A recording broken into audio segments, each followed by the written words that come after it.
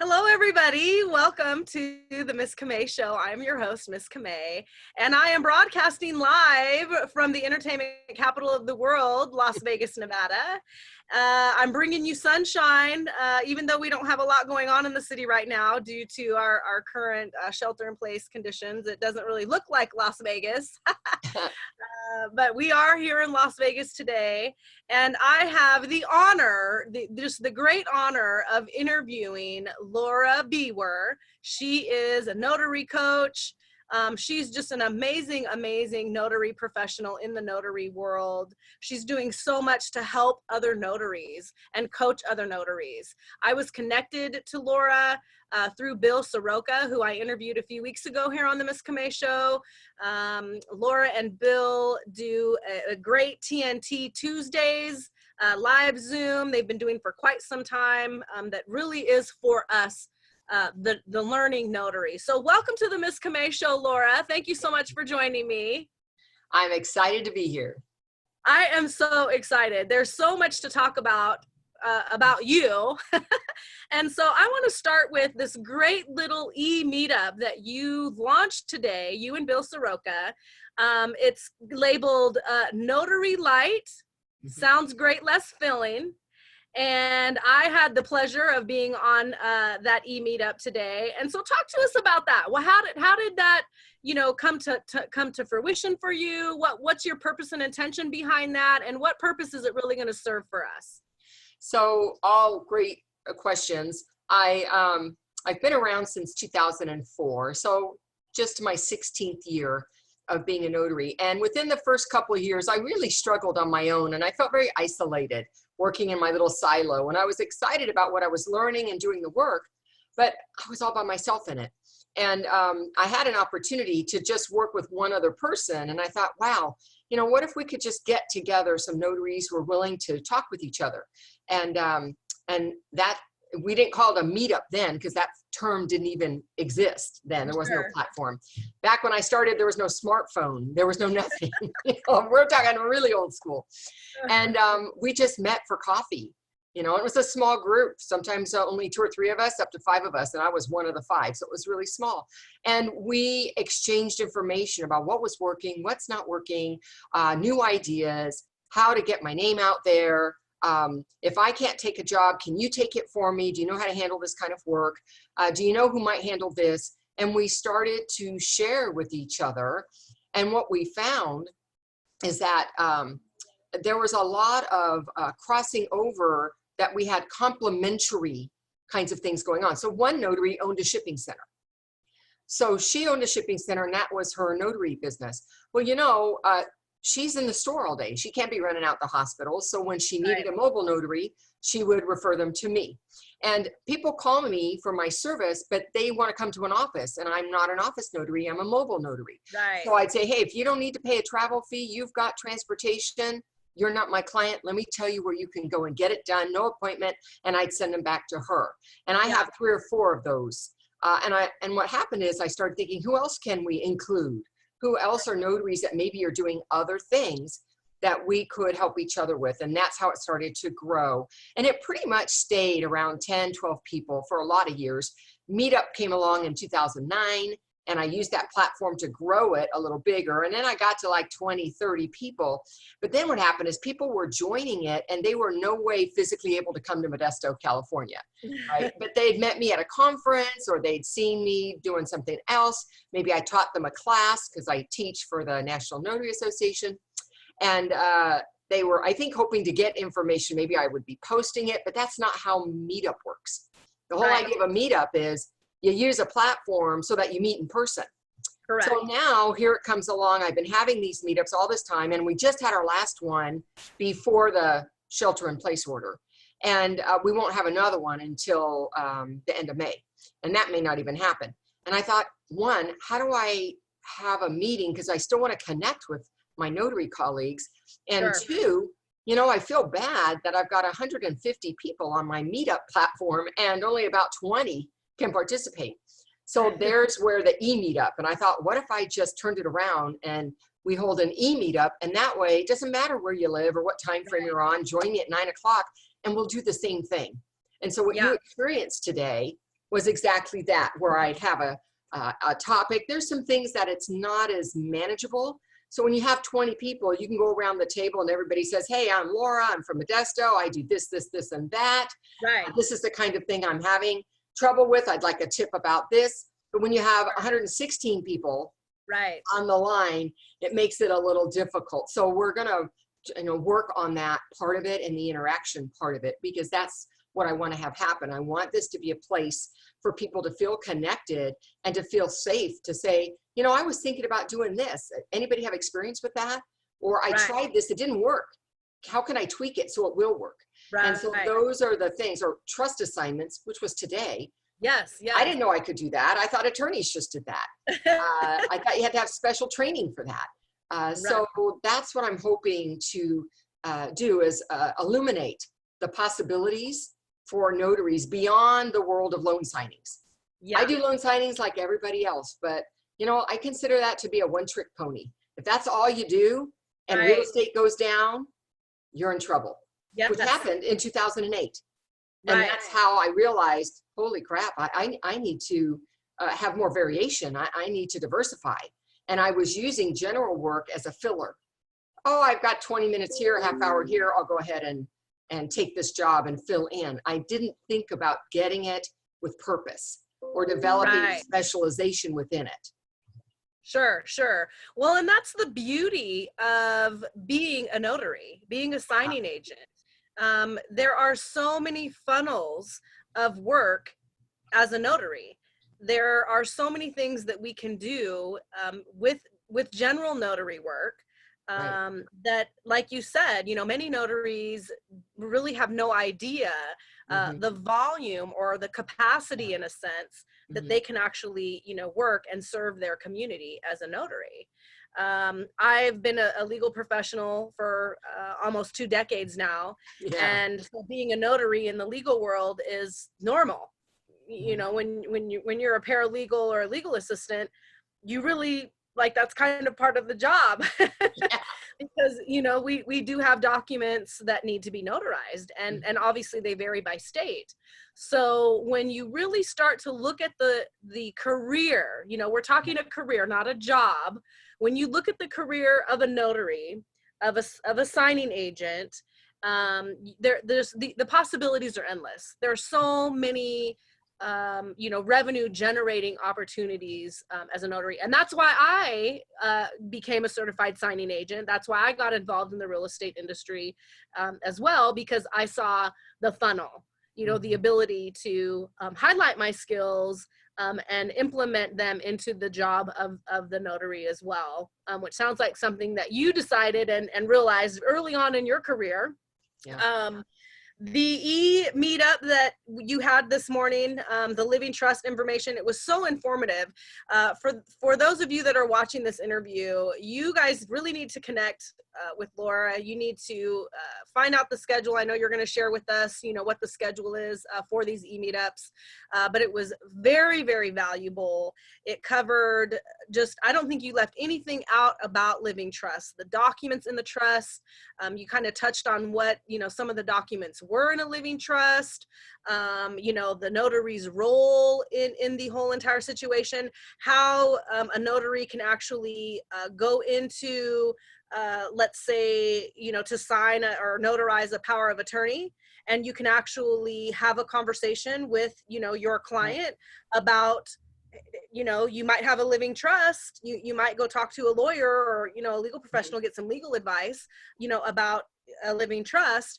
And then, you explained just so intricately how that can actually circle back and come back around to you, the notary, to actually be called upon to notarize a client's just, from his power of attorney to now his whole living trust and all of the documents involved in that, which is more money, generating more revenue. Yeah, it is. So just so much value. And like what you and Bill are doing, as I've shared with you before, it is invaluable to us as notaries. I've only been involved in the signing agent business for the last 5 years. And so I consider myself a rookie compared to you and Bill. And just the knowledge, the wealth of information that we receive from you, Laura, is so invaluable. And so I personally thank you for hosting the e-meetup, for putting it together, for allowing us to reach out and join you all the way in Modesto today for this invaluable information. I certainly learned a lot. So I really want to talk about you. I want to talk about Laura. You're always the one on the camera. You're always the one leading. You're always, coaching us and mentoring us.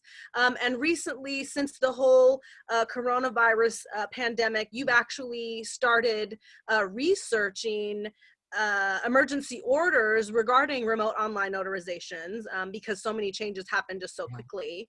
And so I want to talk about that. Like, kind of, let's go back to way before Laura, CoachMeLaura.com, right? Let's go back, way back before that. Tell us where you worked, what industries did you support? Where did your experience come from? How did that tie into you, really being very passionate about these emergency orders and, the statutorily what is written for us as notaries, and helping us understand those statutory laws that we have to follow? I want to know where that came from, because that's a very, very isolated, very specific area of practice. So I'm very curious to know where that came from. So you'll probably be surprised, but it was the food industry. So I started right out of college working quality assurance. And of course, I had to deal with USDA and FDA regulations. And I had to know, what kinds of testing and analysis was required for our products. I had to develop systems to proactively identify issues that could happen with the products. And I did that from the age of 18. I did that for about, 15 years. And wow. I left, as a superintendent of quality assurance. And I worked for companies like Bandicamps and ConAgra, some pretty big companies. And that took me from Southern California to Northern California. And what I loved about doing the QA work was that I was the company's conscience. I was the person protecting the public, right, from them. Yeah. And if the box said there were 16 ounces of fish in the box, that there was 16 ounces. And that if it said it was a cheese enchilada, that's what we got in there, not something else. So I was the person out there keeping that balance between production and profit and public safety. Public safety with bacteriological testing, all of that. So I moved here and I saw the writing on the wall for manufacturing in California. It just wasn't going so well. And I had an opportunity to just do something else. And I jumped ship from food processing and I became a heart valve program manager, which is like, what? How does that anything to do with food? What happened there? But they needed somebody with my background, my quality assurance regulatory background, to help with a retrospective recall of heart valves. And it's never been done before back then. This is in 93. Yeah. You could recall a part from your car, but recalling a heart valve was another story.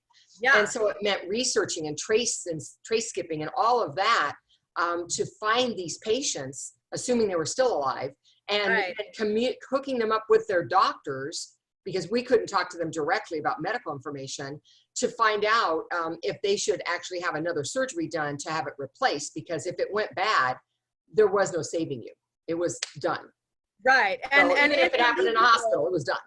Right. And in the legal world, if that were to happen, the liability exposure to that company, was would have been detrimental. I mean, it could have, completely crumbled, the corporation. So absolutely. Very important job. Yeah. So very it was important. really, I led a team of people that did that, and we successfully identified, I want to say it's in the 90 percentile. We went and found one at a time, tens of thousands of patients.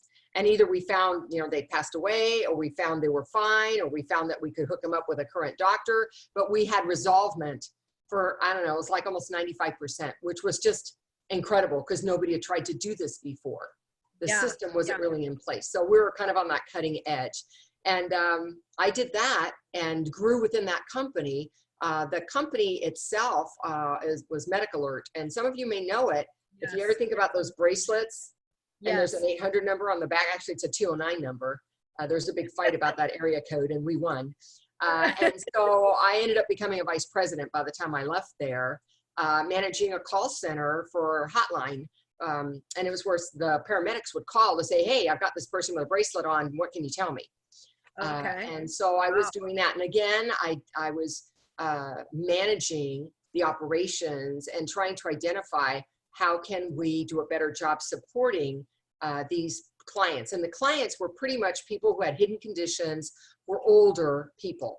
And I really, really enjoyed doing that work, but I wasn't very hands-on because the higher up the ladder you go, the farther away the public you serve.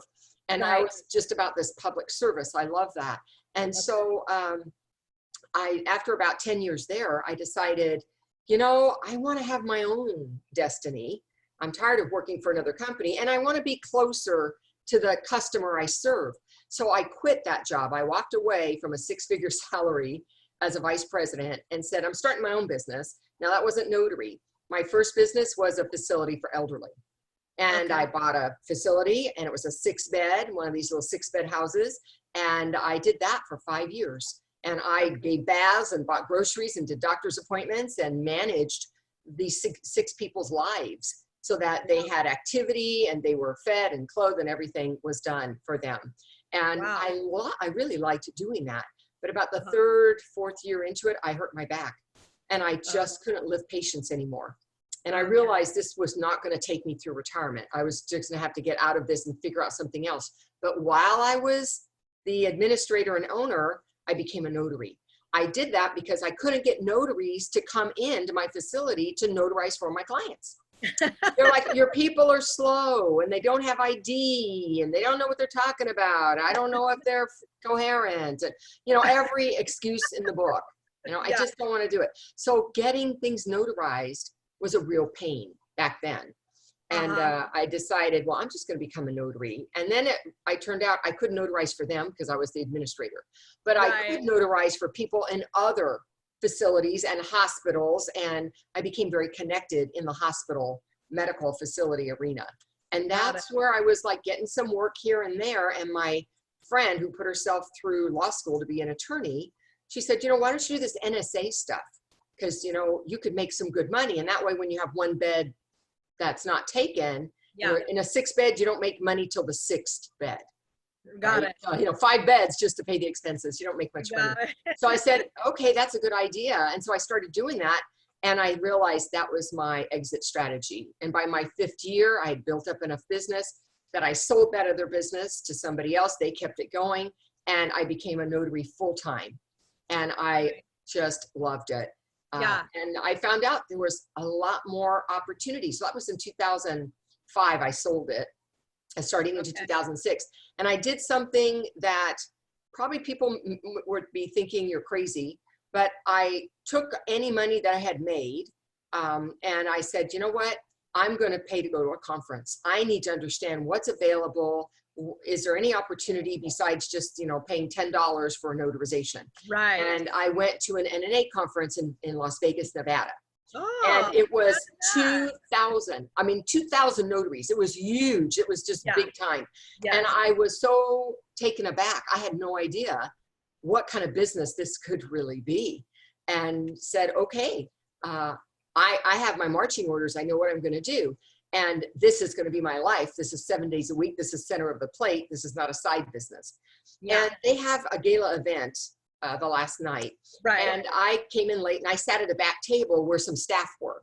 I didn't know them or anything, but I just took a seat and we had a great time and chit-chatted. And during the conversation, by the end, they said, you know, have you ever thought about teaching notary law classes? And I thought, well, my background is not teaching. That's not what my education's in actually business and food processing technology, science. And I said, you know, we could teach you the material, but we think you'd be a good fit. Why don't you apply? And that became the connection for me with the NNA. And I interviewed, I ended up being hired, and I've been teaching for them for 14 years in Central California. And that's where you can see I had regulatory life in the food business, regulatory life with that recall the heart valve, and now regulatory life with the notary world. because through the NNA, I had to learn, I had to know more than all other notaries. Right. Right. I need to be the authority. So it meant I had to read the law, understand the law, and I had to look outside of just the handbook, what other resources were there, and then do my business, because I was an independent contractor for them. And I only did that 2 or 3 times a month. And the rest of the time, I'm growing my business. So that's kind of how I got there. But you can kind of see there was a pattern of my connection to public service and protecting the public and serving the public, just in different industry. And anybody who knows me knows I have been teaching all this time. In the last 5 years, I started doing a hotline for them as well. And that's what really made a difference, because I knew California like the back of my hand, but I couldn't tell you what Texas is doing or Nevada was doing. I didn't know the big picture. Once I had to start learning all 50 states and reading the laws for all 50 states, my eyeballs about popped out of my head.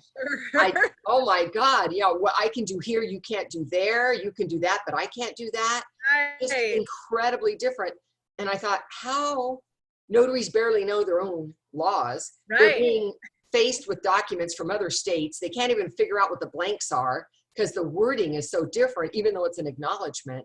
And I just saw, gosh, there's a bigger need. People need one-on-one coaching.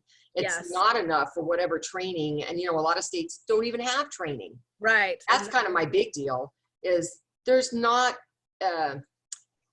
there's a big disparity. If you're in California, you take a 6-hour mandated training class, you're a proctored exam. And if you can't do that, you can't be a notary. But you could go to Arizona or somewhere else and pay the fee and get your commission. And that's it. You're done. No background screen, none of that other stuff. So not all notaries are equal. Not all notaries get the opportunity to have good training, good support for that training. And I see it when I take hotline calls, or I see it when I'm on a Zoom call and they're asking very basic questions. And the reason is that they didn't get that information. Correct. And so somebody needs to be out there giving it. Right. Or at least helping people to understand where to go look. Sure. Right. And that's probably my biggest one, is I try to teach people to fish. I will give an answer, but I will also say, look, here's where you can find this. Yes. Here's what you should have in your bag of tools. Yes. And I think that's what's important. And that, again, is what pushed me towards this idea of education and coaching. And if I can help one notary at a time, then I'm doing my job. Then I'm doing what I want. And they have a saying, like, when you save one life, it's as if you save the world. Right. There's a saying about that. And to me, it's if I can teach one notary, then all the people that one notary comes in contact with, it will be better for them. Yes. Right. And so that's what I hope. So let me ask you this, because, being a public servant and having a heart of service for your community and being an advocate for the people in your neighborhood, where does that come from for you? Do you know why that is about you? Why do you have such a heart and compassion and concern and empathy for your community and the people around you? Do you have any idea? I'm not sure, other than, I'm the first generation United States. My grandparents came from the old countries and escaped, tyranny and all of that, and made it to the United States. And, they made a life because others gave them a hand up, not a handout, but a hand up. Yes. And they started their own business, selling yardage, and they made it because of the generosity of others who saw a need and tried to help. And I think for me, when I see the need, I have to help. Yeah. And if I can't help, maybe I can find somebody else who can give the help. Right. Well, you do an excellent job at helping us. You absolutely do. Like I've shared with our audience, I've connected with you and I've been watching the TNT calls for several weeks. Some weeks I'll go and not, get on a call, and then I get on a call and it's like I was never gone, and just, you're just doing such an amazing job, and I am so grateful for you and the things that you're doing. Let's talk about remote online notarization. There's a lot of conversation. There's a lot of buzz going on right now. And, I don't want to dive too deep into it because that definitely is not what my interview with you is today. But, like, what would you say to a commissioned notary who has, met all of the statutory requirements to become an e-notary in their state, and they have completed, their commission and their application, and they are now commissioned as an e-notary? What would you say to them about remote online notarization? Give me like the top 5, directives that you would give us. So I see remote notarization just like I see general notarization versus NSA. It's a piece of the pie. There's going to be, first of all of the emergency orders and all of the existing bills that have been put in place before emergency orders. None of those require you to do RON. They're permissive. So Correct. It allows you to do it, but you're not forced to do it. Correct. And for me, I'm not allowed currently because I'm in California, but I see that RON is not the world, right? It's one of the ways in which I can deliver service. But Correct. Not everybody qualifies for it. Not everybody wants to do it that way. And not all notaries want to do it that way. So I see that there's always this, traditional type of notarization that is always going to be in our business. I don't care whether it's loan signings, trust, whatever it is. And so if you're already commissioned and you're already in this business, I encourage you to think about, just as you might add another specialty, like loan signings or hospital work, think of it as another specialty. RON is just another specialization that allows you to deliver your service in a different manner. You're still doing the same things. You're just doing it a little differently. And whether that's going to be, 10% of your business or 50% of your business is up to you. Right. You're not going to be forced to make that your business. Correct. And if you like notarization, but you don't like the travel, and you like this idea of being able to do it from your, kitchen, then even better, there we go, even better, because now you found something you like to do and you can do it from home. Yeah. So I just think that notaries, in their effort to want to protect the public and they're worried about its safety, yes, I'm concerned about, is it safe enough? I also know that traditional notarization has issues as well. It's not like imposters don't get past us, right? It's not like documents aren't forged. So these things happen. You do the best you can with the tools you have, and you try to get better at those tools.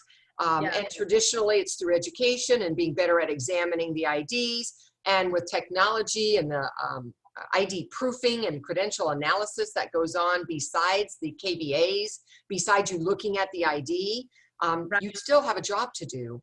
And so I encourage people to participate in it if you think this is a specialty that you'd like to go into. You could hang back and just do, like that Coke Classic, Notary Classic. That's how I do it. I got to see you in an office and touchy-feely everything. And there's a place for that. There will be a place for that. Yes. Great point. Because I look at remote online notarization as the future. Yeah. I look at it as a very innovative, streamlined process for us to get our job done. I will say that. But I am very, very innovative. I have a very forward-thinking mindset. My paper and clutter is like paper and clutter to me. And, going into an online virtual remote world, as a legal professional, I've worked remotely for many years in the legal world. I've been electronically signing documents years. Mhm. Obviously, you know, through protected and safe measures, of course. So to me, I am elated about the Mhm. opportunity. I also understand the nuances of the industry and the Right. technology that is being put in place that has to be approved, that has to be authorized. You know, the kind of the red tape that the industry is going to have to go through, you know, in order to you know, move this forward. There are states like Virginia who have been performing remote, you know, online notarizations Sure. for several years, and Right. they have, you know, like you said, there's problems in all of the work. It's Right. not just in one specified area.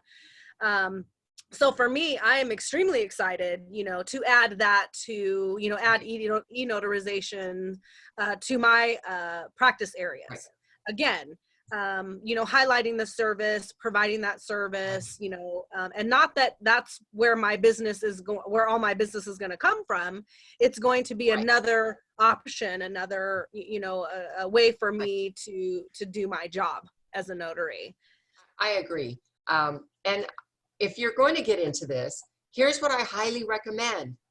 If it was a bill that was passed and it was already in place before, read that statute. Yes. Find out step by step what's required of you and what technology, investigate the technology. There's a dozen platform providers out there. They're Correct. not all the same. They Correct. all have the credential analysis part of it. That pretty much is, but their fee structures are not the same. And Correct. so there's an expensive way to do it, you know, and then there's a less expensive way to do it. So Yes. you want to check them all out before you commit yourself to one of these tech companies that Yes. are providing the service. And just make sure you know what's okay for you to Right. do.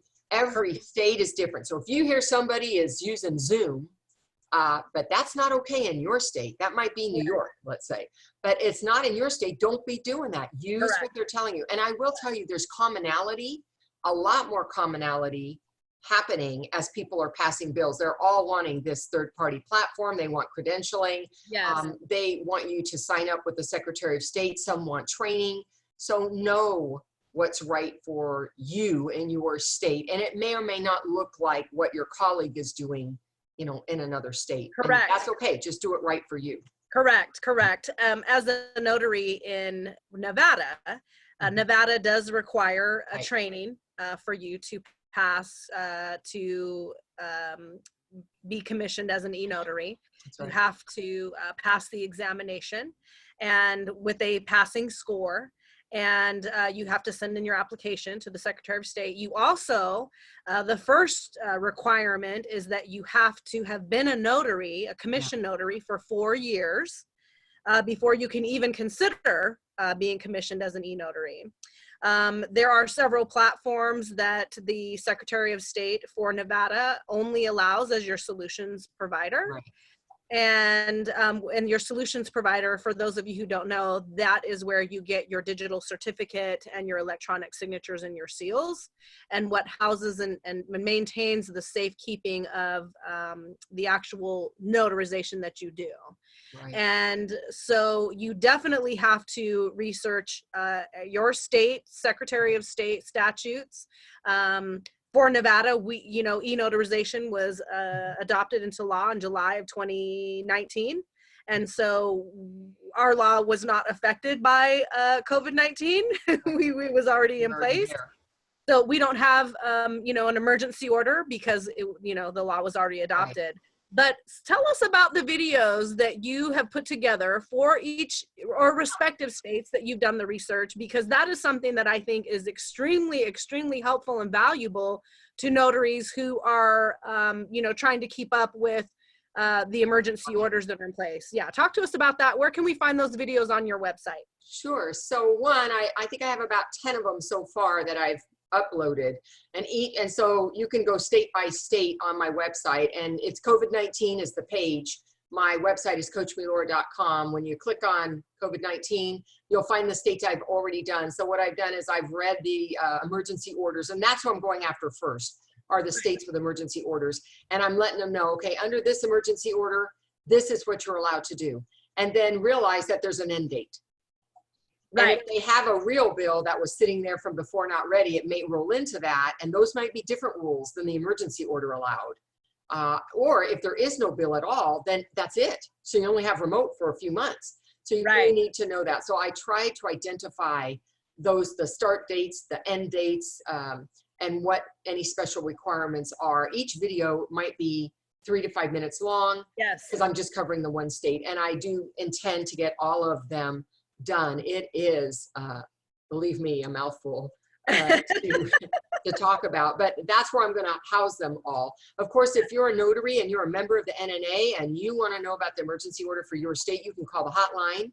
Right. And they have access to all of that information, and they can tell you for your state what your requirements are as Yes. well. But I wanted a place where you didn't have to just make notes. You could watch it. Some people are very visual. I'm a visual person. Yes. And Yes. sometimes reading it isn't enough. I have Right. to see it. I have to hear it. Well, and I it think sticks. something that you do is you give us real world terminology explanations. So, and I've watched your videos, your emergency order videos, and you know, you will read what the emergency order says, Right. and then you will go back and you will say, okay, so what this means is this, and then you will, like you said, you like to teach us to fish, right? So you always do say, go to your Secretary of State website, go research the statutes, you know, what, this is just the emergency order that I'm, you know, discussing. Right. It's going to change, or it's going to end on this date. So, I mean, and it's great resource, great reference. Like, you just serve all of our needs. I don't know where else we really need to go besides the NNA. Besides the NNA hotline, I'm going to tell you, I love doing that work. One is I get questions from people that I'm thinking, wow, this is happening. Let me figure this out. Because there's always a little twisty between the signer, the environment, something that doesn't make it so straightforward. So that's what I love, is I'm constantly learning new information by doing that work and connecting with notaries across the United States. So, and I love it when a TNT person calls in, they're like, that's you? You're that Laura? The TNT Laura? Yep, that's me. I'm here to answer your questions. So they're really pleasantly surprised when they happen to get me. So I love that. So I also have YouTube videos that I put out once a week. Those are as short as 3 minutes, as long as 10 or 15, and it's on a particular topic, again, to try to help help notaries understand in everyday language about a particular topic. So you can watch those, or you can subscribe to my YouTube channel. I have a channel, Laura Biewer. Just go there, and then you'll get those every week. And finally, I do have a video series. That's right now it's 7 videos, an hour to 2 hours long, each on different topics. Trust was one of them, and that's where I go more in detail. I'm showing you every document, showing you how it works, what to say, all of that. And if you go to my homepage and scroll to the bottom, you can click on that and get more information about it. And what I love that I worked out with Bill is that it's a one-time fee. You buy it and you don't ever have to pay any more money, even though about every quarter I'm adding another one and another one. Okay. And you get to just keep getting those free. You don't need to ever pay again. And what's your cost for that, for access to those videos? So it's $97 for the video series, but here's what I'm going to tell you.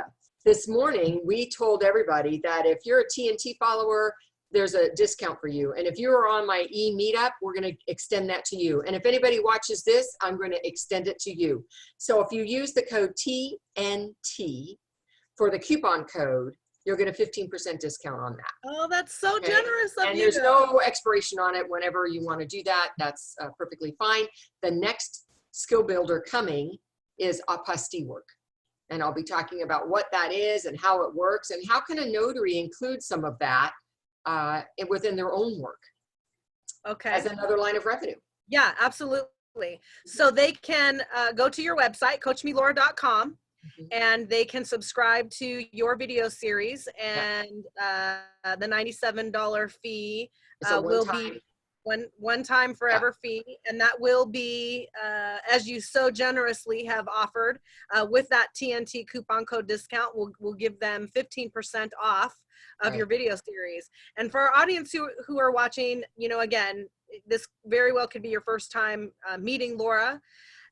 She is an amazing resource, amazing resource. And I do want to say that you give away a lot of information. You do a lot for free that you're not charging people for. So, you know, connecting with Laura, going through her website, again, CoachMeLaura.com, where you can find all of her videos on the emergency orders. You can find her video series where you can get that 15% discount. You can follow her, you can connect with her for her e-meetups, and also those TNT calls with her and Bill Soroka. And who else joined you on that call?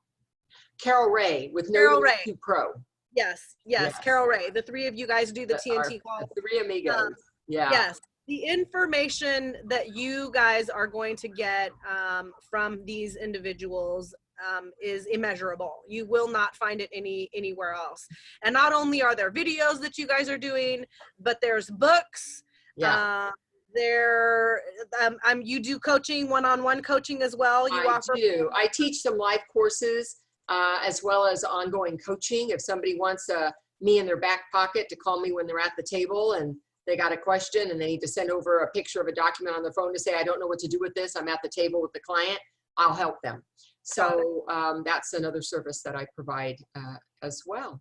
Wonderful. And then speaking, there's a notary symposium. It will be coming up in November. It's the 5th year in Northern California that will be holding it. It's about 100. We limit it to 100 people, and it's a great way to connect. This year, I'm hoping that we're going to have a live conference. We'll see what happens, but I am working on Plan B if there's an issue with that. Nice. Yeah, we definitely are looking forward to that for sure. In closing, I know we ran over a little bit, but I really wanted to highlight you. I really, Thank you. In all of the content of you that I've watched, I really wanted to talk about Laura. And I wanted to get to know who Laura is, where Laura came from, how she became so fabulous today. And so I really wanted to highlight you. So tell me this, Laura, for people that are watching, what would you say to a professional who is, you know, like you, at a company, at a corporation, making 6 figures, but their heart, their passion just isn't there. And they're really being pulled in this direction of, you know, entrepreneurship, because you've done it not only once, not only twice, but you've done it a few times. And the fear of not knowing, the fear of not having that paycheck every 2 weeks, the fear of the unknown, you know, that can really handicap somebody, if you will, from even considering quitting their 6-figure job and going into business for themselves. So what would you tell that person? What would you tell that person that's on the fence, that really sees that their passion is in public service, and in really working for themselves? What would you tell them to make the jump, just to do it? What would you tell them? So although it looked like I jumped from, you know, career to career, I will tell you that the first thing I did once I made that decision that that's what I needed to do is I didn't walk in and say I quit. I started doing the footwork. So I had to go get, you know, when I did that first facility, I had to go take education. I had to pass an exam to get my administrator's license. And I had to learn about that business because I didn't know anything about it. When I became a notary, I went in full in and I found out everything I needed to know. And when I decided I was going to let go of a facility and do something that was just me, I started saying, okay, this is a real business. I have real business experience. How do I apply that? And to make that jump a little less scary, I educated myself, not just about being a notary, but about being a business owner and about what are the resources available to me. And the Small Business Administration is a great help. Financially, as well as other kinds of resources, reaching out to other people who do what I do. I went out and interviewed other people who were already in the business, right, to find out how does this work and how do you keep it going. I think you can do that without losing your paycheck. And when you have enough of that, and that helps make you comfortable that you can get started. And if you have the kind of job that would allow you to do a little of the work on the side, right. Those are the little steps, because when you put them all together, and maybe that takes you a few months, it might take you 6 months before then you say, you know what, I'm ready to roll. Yes. I cannot tell you that one day I decided I want to work for myself. I quit today. I'll figure it out tomorrow. I figured it out and started tasting it a little bit before I took the jump. Yeah. Yeah. Somebody said to me one day, and I'll share this in closing. If you spent 40 hours a week doing what you are in love with doing, Yeah. don't you think you're going to generate more than what this job, more than what this job is paying you? And won't you be fulfilled? Won't you be happy? Won't you be, it's going to fuel your passion, the thing that keeps you awake at night, if you will. Yeah, and it makes you more productive in your community, in your world, Correct. and more Correct. satisfied, with what you do. And I want you to just circle back around real quickly to the coronavirus and what's happening. And I want you to be thinking about how things are happening. If you are digital economy, you're surviving. And you'll probably end up in a better place after this is all over. Oh, yes. Because you're using your online skills, right, to make your living. Yes. So you're a knowledge worker.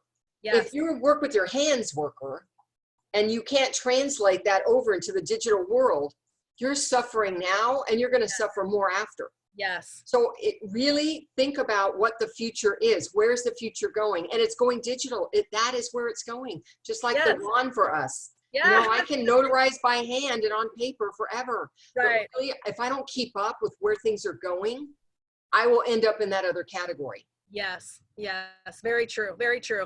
I think that all of us can, take a step back, especially with, shelter at home in place. Right. We now is the time to take a step back and, and I don't want to get into this too much, but look at how your employer is treating you during this pandemic. Right. And really be real with yourself and honest with yourself about how or if you're valued, and how or if you really mean something to the employer that you work for. Now is the time to ask that question. If you can't stick to that, if you don't feel that your corporation you work for values your safety and your health and your life and the life of your family, loved ones, now's the perfect opportunity for you to look into becoming a notary. Absolutely. and how you can serve the public, and also provide a career revenue generating opportunity for you and your family. Great point that you made. Great point, Laura. In closing, where can people find you? I know your Twitter, YouTube, your website. Give us the list. Where can our audience connect with you at? So my own Facebook page, business Facebook page, is At Your Service Mobile Notary. So it'd be Facebook.com/ At Your Service Mobile Notary. I do a lot of posting there. I am very active in the Facebook forum called California Notary. It's not mine, but I'm very active there. And then if you get the LBP or Laura Biewer Presents video series, there is a private Facebook group called Laura Biewer Presents, and that's really focused around general notary work. Also on my website, I have all my blogs where you can read any of my articles or watch my YouTubes. That's CoachMeLaura.com. My homepage has a schedule a call with Laura. So if you just want to talk to me about something, you want to ask me something, or you did buy the video and now you have a follow-up question, these are free 15-minute calls that are scheduled around my schedule, and I will talk to you. Yes, that's how we got you booked on the Miss Camay Show. It works. Booking a call with you through your website, which was seamless. Thank you so much for joining me today, Laura. I so appreciate you taking time out of your day, sharing with my audience who you are, the amazing tools and resources that you offer us as notaries in the notary world around the country. What you are doing and the people that you're doing it with are just immeasurable in value and tangible resources that we can utilize as professionals. So I thank you so much. Thank you. I appreciate what you've done. For those of you that are watching, we will post in the comments where you can connect with Laura. I will also remind you guys, if you do subscribe to her video series, that coupon code that you can use for the discount, and click the link that's flashing on your screen right now and subscribe to Laura's YouTube channel and be notified anytime she uploads a video on YouTube. Thank you so much, Laura. Have a fabulous rest of your day. Stay safe, stay healthy. Love you so much. I will see you on TNT. All right. Thank you, everybody. Bye-bye. Thank you.